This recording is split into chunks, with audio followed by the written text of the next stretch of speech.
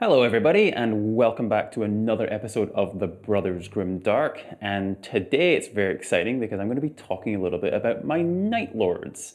They're probably my main army at this point. I go back and forth between them and the Tyranids, but the Night Lords have definitely been got their codex recently, and I've been working on them a lot. So I've been focusing on them a little bit more recently, and they were also the first army I've started painting again once I got back into playing again, which was around the start of 9th edition. So today I just want to talk you through a little bit about what I've done so far, what I really like about them, both from a lore perspective and the models and things, and a little bit about where I'm kind of taking them in the future as well. So to just give you a little bit of background, when I was getting back into the hobby, it was really more of a painting thing for me. It was like right at the start of COVID, and I just kind of wanted a hobby to start painting some models in the evenings, when we're all locked down, just something else to do. So I wasn't really thinking too much about an army at that point. I was just doing kind of like individual models I thought were cool and just like learning to paint again more than anything else. And as I was kind of going through that, as happens with Warhammer, it was very much like, okay, maybe I want to actually start having some units and at least have something I could potentially play a game with. So my initial plan with the Night Lords was to build up a little crusade force. This was, I think, shortly after 9th edition launch, and I really liked that whole idea of like having a narrative army that could grow over time. So my initial plan was to build up a little crusade force and add to it over time, as you might do with a kind of narrative thing. So I was thinking about which armies to do. I'd had Blood Angels several times when I was younger. They're still one of my favorite armies, and I might come back to those at some point, but I wanted to do something a little bit different. And for me, again, as I was starting this, it was very much a sort of painting journey kind of going into it, and one of my weaknesses, I would say, as a painter has always historically been freehand. I've always been super intimidated by doing anything with freehand painting, but I'm trying to learn and get over that a little bit. So I thought an army that might be a good place to start is one where I basically had to do freehand on almost every single model with the lightning, which is such a signature Night Lords thing. And it's fairly straightforward, it's not too difficult, but it was something I was going to have to practice over and over and over again. So I thought Night Lords would be a good choice from that reasoning, and that was basically it. I didn't really know a ton about their lore, their backstory. I just thought they looked cool, and that it was going to help me become hopefully a little bit better painter as I was kind of going on this journey as well. And at that point, I was kind of like, okay, if I'm going to start picking up this army, I might want to learn a little bit more about them. So I started reading the Night Lords trilogy, which is a fantastic set of books. It really gave me a lot better understanding of like who the Night Lords are, some of their unique quirks. And there's a lot of really interesting lore about them, which I found quite surprising. They're sort of known as being this sort of like just mass murderers basically who just like come out at night, slaughter a bunch of people, are generally horrible, and then leave again. But they see themselves quite differently. They're actually really arrogant, which I really like in a bad guy. Like there's a fantastic scene in the book where one of their just normal legionnaires is like dragged in front of Abaddon basically. And he's just does not care at all. Like he's just completely ambivalent about the whole Abaddon thing. Thinks the guy's an idiot for running all these Black Crusades and them never working. So I quite like that they're quite pompous and they don't really get into the whole like demon worshipping side of things. They don't really have like a big master plan of like taking over the universe or anything like that. They're just kind of bad, but they also look down on people who do like think that they are all better than everybody else. So I quite like that for Chaos in particular. They're not really a big bad. They're not like Abaddon running his Black Crusades and all that kind of stuff. And they think the whole thing is kind of pointless. So they're quite nihilistic in a way too. But that gave me a lot more understanding of kind of who the Night Lords were, a bit of their background. I've sort of built off that a little bit as I've been kind of going along. So I've started to think about my Night Lords in sort of 3 phases. And I started off in phase 1 with the sort of traditional 40k-ish battle force, I would say. So the very first unit I painted was Warp Talons. Again, this was still as I was learning a little bit about Night Lords, but even then I knew that like Lightning Claws and Jump Packs, that is the starting point for any Night Lords force, so Warp Talons. So I painted up a unit of those. That was the very first unit I did. Started to play around with the painting a little bit and get a little bit of practice at that, painting lightning and all that fun stuff. And then I kind of built the force out in a pretty standard fashion, I would say. I got a couple of units of Marines, a couple of units with chainswords and bolt pistols, a unit with bolt guns and a plasma gun and an autocannon, I think.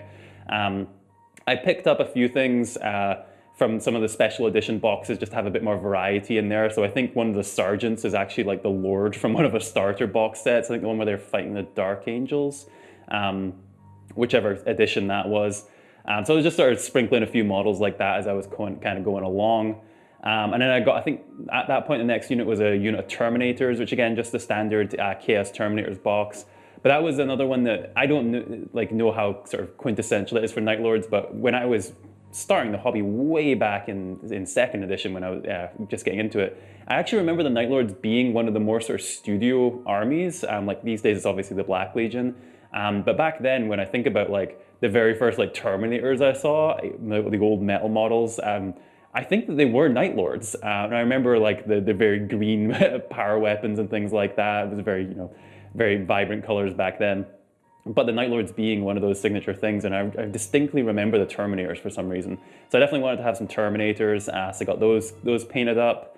And then started to think a little bit more about the HQs. So again, with Night Lords, it felt very thematic to have a jump pack Warlord. This is one of the sad things right now, the 2 HQs for this particular force, I don't think I can actually run anymore, unfortunately, with the new book. As good as it is, not having jump pack Warlords is very disappointing. I do have one. His name is Azeron, the Talon Screamer. He is based off the Harkin model. I've seen a bunch of people do this conversion, but it's a good one, so it was a good place to start. So he's got a lightning claw and a plasma pistol, but otherwise he's basically Harkin. And he's cool. I imagine him being one of like the old guard for this particular force. Oh, I didn't really talk about that. Yeah, so this initial starting force I had is very much that sort of like warband type thing. Like I imagine them being on a little bit of a backwater kind of planet, not really delving too much into the larger politics of what's going on. They're just trying to keep a bit of a low profile and go on raids every now and again. But they're pretty cowardly, really.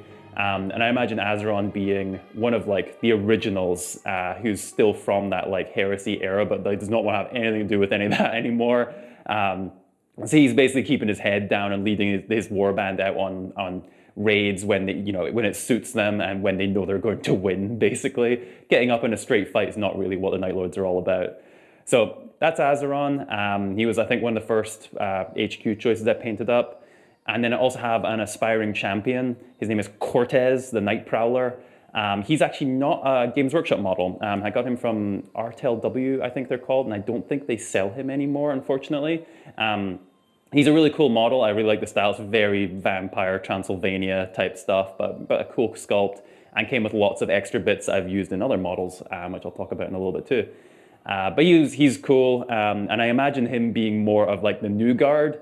So he was never part of like the heresy, the glory days, all that kind of stuff. So he's been kind of stuck on this like backwater planet without any of that glory. And he's starting to get to the point where he's wanting to, lead his own forces out into the universe and start doing a bit more conquering for himself. So I imagine him and Azeron not particularly having the greatest relationship, whereas Azeron's a bit more wary and doesn't really want to get involved, and Cortez being a bit more of the young hothead, but doesn't really know what he's doing either. But him wanting to lead more of these war bands out there. So that was the core of the force. I've added a few things since then. I added a second unit of Warp Talons. I've got Rhinos for my troops.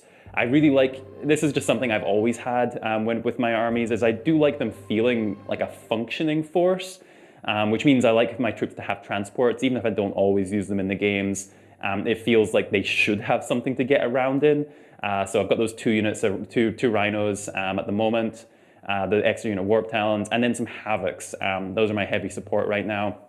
So I've got 1 unit with las cannons and missile launchers, and another unit with Reaper chain cannons, just because I love the spectacle of it. They have always been rubbish every time I've played with them. That's partly me being a terrible general in some of the games. I've left them out to dry a couple of times now, but I'd really like them to power up in some games, just because I think they look amazing with their ginormous Gatling cannons powering away at stuff. But that's them. And the last unit I'll talk about for this first part of my army is my Helldrake. He is probably the biggest conversion I've done so far. He's one of the biggest models I think I've ever painted. To me, I think I was just browsing around the Age of Sigmar monsters, as you do, and came across what is he even called? The undead dragon thing, whatever it is. I know there's a couple different variations, one with vampires and one with zombies and things. But I remember just seeing that model and immediately thinking, that's the Night Lord's logo. It's got the big bat wings, it's got a big skull head, like that's Night Lords. And I haven't seen anybody do this yet. Maybe it's I'm sure someone else has thought of this before, but like that just immediately jumped out to me as like, okay, it's a big flying bat thing. Feels like it would fit with Night Lords, and I would kind of need it. I'd like to have a Helldrake as well. I always felt Night Lords too. So I got the Helldrake kit, I got that kit, and smashed them together basically. Made him a nice big base, so that he's like sort of crawling down this mountain, which feels very sort of smog dragon-esque, rather than just like a mechanical kind of thing. So I imagine him being a bit more creature than just purely demon engine. And my sort of backstory for him is he was more of a creature that this warband sort of caught at some point. And I've now sort of like enslaved, basically, as the Night Lords are wont to do. So he's really fun. I think he's hilarious in the game as well, just because he's got like ludicrous amount of movement. He's got a big old flamer on him, which is represented by the big flame coming out of his gob, which I think is from a piece of scenery, actually. But super happy with him, and the good part as well is I had enough bits left over for that. I'm working on another Helldrake at the moment, but he'll be a little bit down the road. But I've got some fun plans for Helldrake number 2 as well. So I think that's the first part of my army, and I'm actually honestly not going to touch that too much. I didn't really want it to be an enormous army. I wanted it to feel like this little war band that just was kind of self-sustaining and just going off on these raids and things like that. So that was my starting point, and I feel relatively good about where they're at. They don't have a ton of variety in what they've got right now, but it's a decent-ish core to kind of build around. Oh, I forgot one thing. I've got a Contemptor Dreadnought as well. Of course, got to do. He's the Forge World one, and I really like that Forge World Contemptor Dreadnought. Most of the Contemptors that Forge World done are great, actually. I don't love the Night Lord's Leviathan quite as much, but I may have one of those down the road too. But yes, sorry. Forgot about my Dreadnought. That, I think, is actually that first section done now. The part I'm working on now is about this sort of time, as I was getting to that point in the army, I started picking up a few more of those Forge World models. I think the Dreadnought was one of the first ones. But I also picked up the Contikar Terminators and the Terminator Praetor for the Night Lords. The Contikar I just thought were cool models. I think they're very Night Lordy. They got the skull helmets and blades all over them, and like the big chain sword glaive things. They just look horrible in the best way possible. So I got 2 units of those. One of them with the heavy flamers, one of them with the Volkites, which obviously I can't really use as is in 40k. But with the people I'm generally playing with, they'll let me proxy them, so I'll use them as like combi flamers or combi meltas or something. They're just nice models. We don't like to proxy it too much, but they're great to get on the tabletop. So when possible, I try and bring those out sometimes. And then also the Terminator Praetor, who I painted at the same time. His name is Serac, and if you have seen any of the games so far, you'll know he's an absolute beast. I'll talk about him a little bit more in depth in another video, I think, but there's some really, really cool combos you can do in the new Chaos Codex, and I'm quite pleased with the one I came up with for him, which felt very thematic, but also very powerful. So I'm super happy with him. But at this point, it was also when I started to shift my painting a little bit, which is not really a good idea midway through an army, but this was when sort of phase 2 of my Night Lord started, and it's a much more Horus Heresy themed kind of approach. So I am in the middle right now of adding a whole bunch of new models to my army, which are all going to be Heresy kind of based, with a little bit of 40k kind of sprinkled in there. I imagine them being an actual like ancient, more militarized force of the Night Lords back from the Heresy era that have somehow sort of survived, and they are much more dogmatic. They really believe in the old Conrad Kerr's creating order through fear sort of thing. So they're not just like piratical raiders. They're not just in it for like the torture and the murder. They actually want to have a real impact, and they're a bit more zealous in how they kind of go about things. And they really use fear as a weapon rather than it being more of like their sort of personal enjoyment. They just do it because they think it's effective. So I'm only just starting them. I'll probably have more to update you with as I kind of go through that. Because I want it to be an army that I can use both for Horus Heresy predominantly, but also as part of my 40k army as well. So I'm trying to make sure I balance that out so I can do different bits and pieces with it. But I've got lots of really fun stuff coming there soon, so hopefully you'll enjoy what I've got coming there. I also have, for the other model I've done for them so far, which I've been playing around with, is Tenbrus, who is my Librarian, Terminator Sorcerer. I picked him up at Warhammer World when I was there with Lyndon last year. He's the limited model for Warhammer World, I think. And he's another great sculpt. I love the big demon thing coming out of the smoky lightning claw. Of course, he's got lightning claw because he's Night Lords. Lightning claws are definitely a theme of my army. Got tons of them. So he's out there as well. He's not been amazing in games, I would say, so far. But that's partly because in general our armies have a lot of psychers, which means a lot of anti-psyker as well. And he always just rolls rubbish for some reason. But anyway, that's Tenbrus. But yeah, that's kind of where I'm at with the second part now. You'll see a lot more of that in the future, hopefully. And I have a third wave coming too, but I'm not going to tell you anything about that because it's a bit of a secret. But you know, something for the future to keep an eye out from. There's going to be a third expansion to my Night Lords as well, which is going to be very different than what I've done so far. So I think that's kind of it right now. You know, in some other videos I might go into a little bit more detail about how they play and different things like that, but like I really like their lore. I think that there's a lot more depth to them than I initially thought when I was just kind of starting them out from a painting perspective, and that's really kept it going for me and figuring out how I want to grow my army. You know, these different sort of factions, some of them just being like brutal bloody murderers, but they're also being this sort of dogmatic side of them around yeah, creating order through fear and using that as a weapon in itself. And I really like that they're the sort of bad guys that really just don't give anything about what else is going on. They think they're above the whole thing, and I'd sort of fit in with more of where I was going with the heresy side of things. I don't really want to have a lot of demon-esque things in my army. They're going to be much more kind of more of a militarized force in a weird way, which is a bit different, but with, you know, still lots of skulls and flayed skin and all that kind of stuff to do a bit of terror instilling. So yeah, I think that's mostly what I want to talk about today. I hope that's been useful for everybody. I hope you're enjoying seeing the Night Lords out there so far. Follow along on the channel to see what we're doing next and to see what I've got coming. Yeah, but it'll be exciting. I think it's going to be one of the forces that expands quite a bit, I think, over the next little while. And yeah, looking forward to seeing even more units out on the table. But that's it for today. I hope you enjoyed this. Let me know if you've got any questions about my Night Lords. Or if you've got suggestions for things I should be doing differently or other things you'd like to see on the channel. But yeah, that's it for today, and we'll catch you again later on another episode of The Brothers Grimdark.